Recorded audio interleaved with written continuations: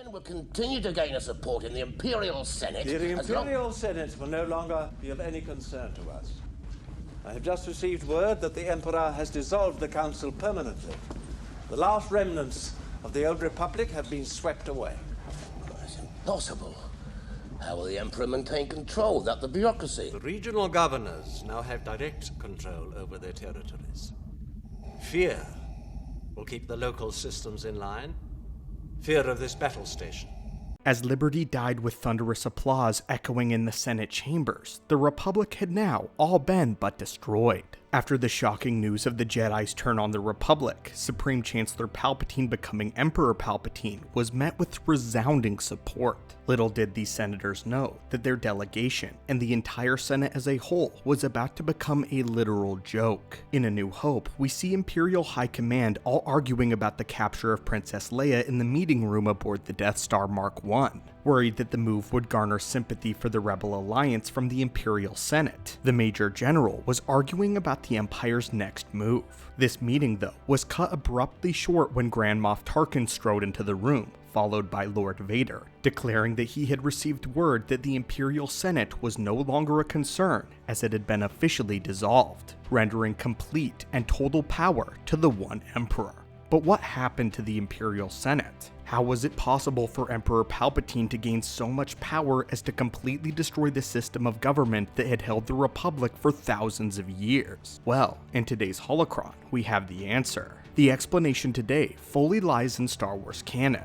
You see, as soon as the Republic was transitioned into the Galactic Empire, Sidious swiftly went to work weakening the bonds of the Senate and rendering them all but useless. In the beginning, Palpatine made good on his vows to end corruption in the Senate, and many citizens cried out that Palpatine was indeed restoring stability to the galaxy. However, at the same time, many of Palpatine's political opponents suddenly began to vanish. Palpatine's power and acclaim only grew as the years went on, and many of the senators were far too blind or far too scared to interact. As the years went on, there were implied threats and a near-complete lack of trust that would permeate among worlds, while the actual enactment of legislation would become an uncommon occurrence. Because what would happen if the senators would all gather as they had done countless times, as they had done during the era of the Republic, and began to debate amongst each other and create bills, laws, and legislation, and then go on about their lives, believing that their job was done? Palpatine had allowed this to happen and let the Senate bask in its own arrogance, while he, in actuality, didn't implement any of the legislations that they had been voting on, and gave the appearance that they had power, when in reality, they possessed none. For 2 decades, Palpatine kept the senators fat, rich, and happy.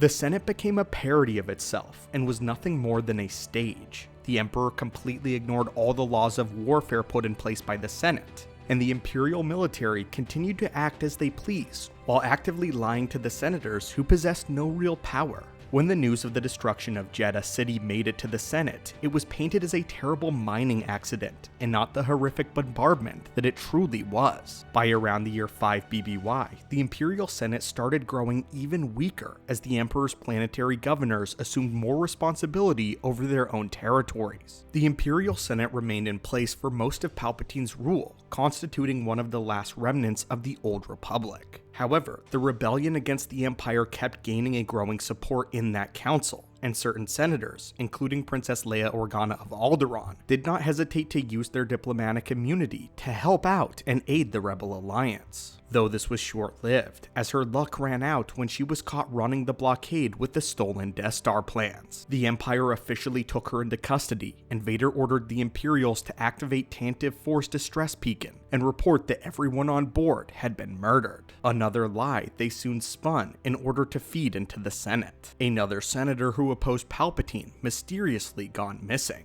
In 0 BBY, the Imperial Senate was disbanded after the capture of Princess Leia, with Leia being a senator who supported the growing rebellion against Palpatine's absolute rule. The Emperor used this as an excuse, and used the incident to cast doubt onto the loyalty of the Assembly. As such, the Senate was officially dissolved, with some of the few trusted senators becoming governors. But still a question remains: why did it take so long? And why did Palpatine not abolish the Senate right away? Why did it take him 20 years? What's important is that Palpatine had to keep the people distracted for 20 years. It was all a part of his plan.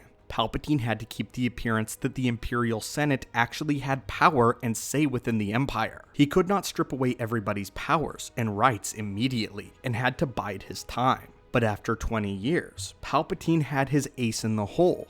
A weapon known as the Death Star had completed construction.